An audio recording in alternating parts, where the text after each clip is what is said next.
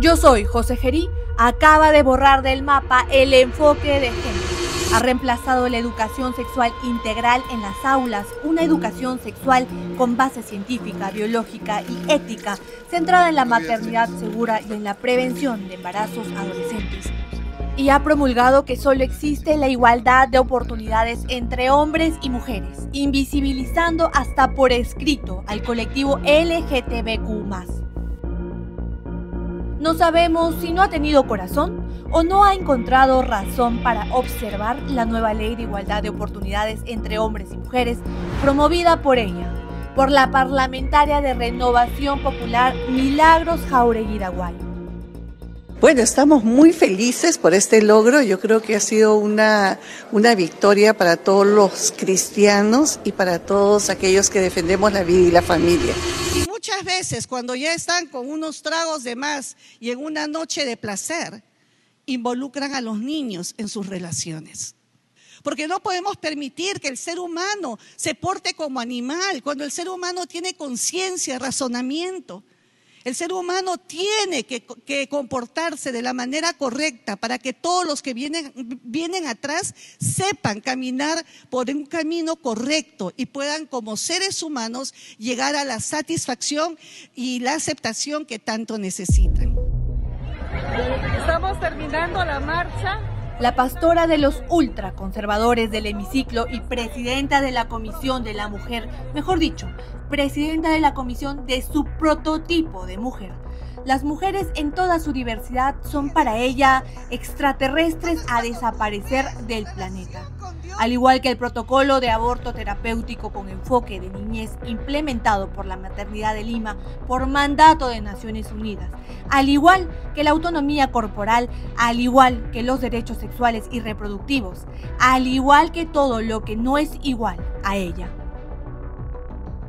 El corolario del universo Milagros es esta nueva ley. La violencia contra las mujeres es un problema de carácter estructural que está arraigado en la sociedad. Tenemos que entender que las mujeres, en su diversidad, porque aquí también tenemos que hablar de mujeres trans, por ejemplo, mujeres lesbianas, mujeres indígenas, enfrentan ciclos de violencia de acuerdo a patrones distintos que vive cada una, de acuerdo a la realidad y la condición que tiene cada mujer en particular. ¿Y esto desaparece? Esto desaparece, efectivamente. O sea, nos agrupa a todas las mujeres en el mismo, nos pone en el mismo saco a todas las mujeres. Y desconoce que cada una enfrenta una realidad distinta. No te permite trabajar políticas públicas que vayan a atender puntos particulares de cada persona, ¿no? Algunas medidas que aparentemente son neutras, pero que impactan de manera diferenciada en las mujeres. La clásica, ¿no?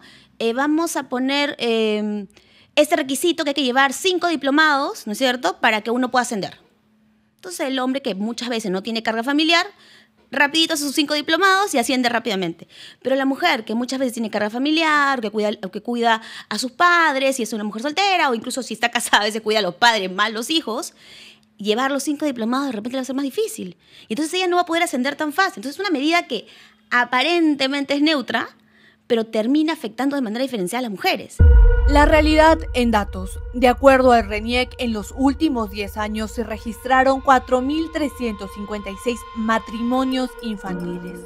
Más de 4.000 niñas convivientes dieron a luz en la última década. La violencia de género alcanza cifras brutales. De enero a septiembre del 2025 se registraron 32.949 casos de violencia contra niñas y adolescentes, 68.642 contra mujeres adultas y 5.933 contra mujeres adultas mayores. Que lo más peligroso es que propone, en el fondo, una nueva política pública.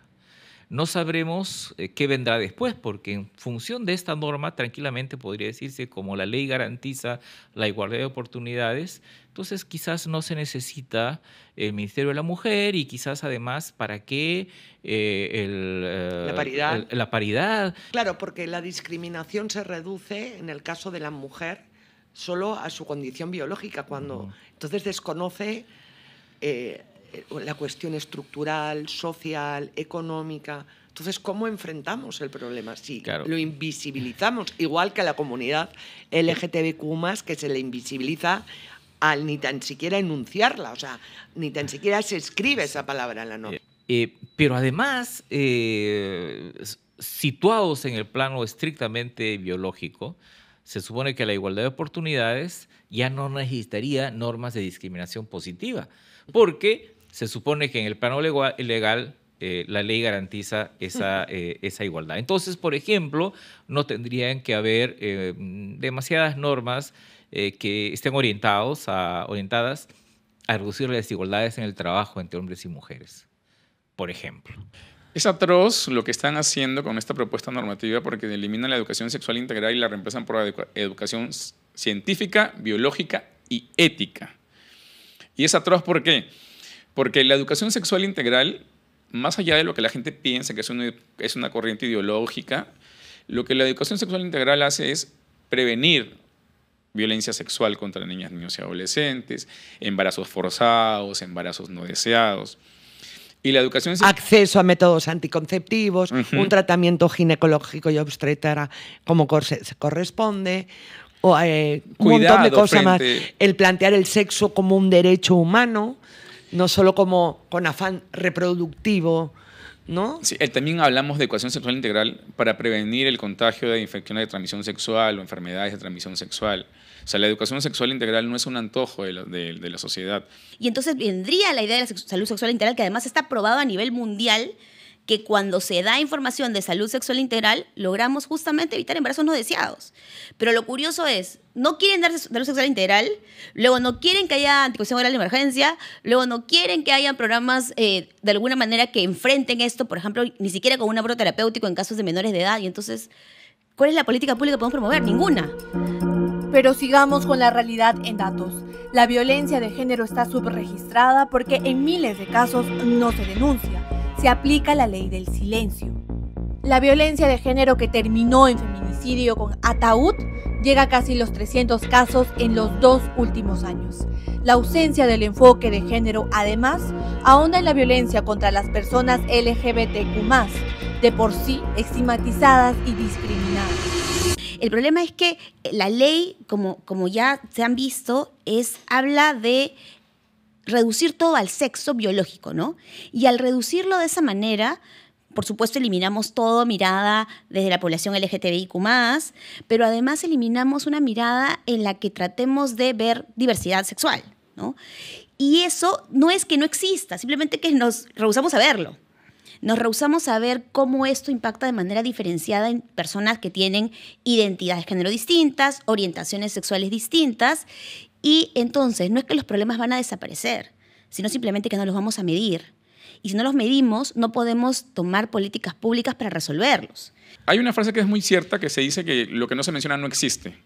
Si nosotros dejamos de mencionar a la población LGBTI, ¿qué vamos a hacer? El primer paso es invisibilizar, el segundo paso es no normar, porque cuando yo invisibilizo a las personas, las coloco en una situación en la que supuestamente no son sujetos de derecho. Y como no son sujetos de derecho, a mí como Estado no me va a importar sacar ninguna norma que los beneficie. Nadie está en contra de la libertad religiosa, pueden tener las religiones que consideren, pero el problema es cuando las decisiones estatales se toman sobre la base de una religión, ¿no? Y creo que es algo que lamentablemente en los últimos años ha comenzado a pasar de manera incremental y ningún gobierno de los últimos años ha hecho algún tipo de control a esto. Más bien lo han promovido porque eso les ha permitido cierta estabilidad, porque esos votos les han asegurado no censuras, no vacancias y más bien les ha permitido cierta status quo, ¿no? La ley JJ, Geri Jáuregui, viola derechos reconocidos por la Constitución, por leyes dadas hace más de una década, y también viola compromisos y tratados internacionales. Este enfoque nuevo contra el enfoque de género implica un retroceso respecto del derecho que abre o los derechos que abre el enfoque de género. Por lo tanto, en la idea de que los derechos pueden ser judicializados, perfectamente tienen todas las facultades los ciudadanos y las ciudadanas de acudir a la justicia. ¿Y qué pasa con todos los convenios internacionales de los que somos partes que reconocen el enfoque de género, que reconocen que los niños y adolescentes tienen que tener acceso a una salud a una educación, sexual integral. ¿Qué pasa con todo eso? No lo dicen directamente, pero en el fondo apuntan a un reordenamiento también de la cooperación internacional.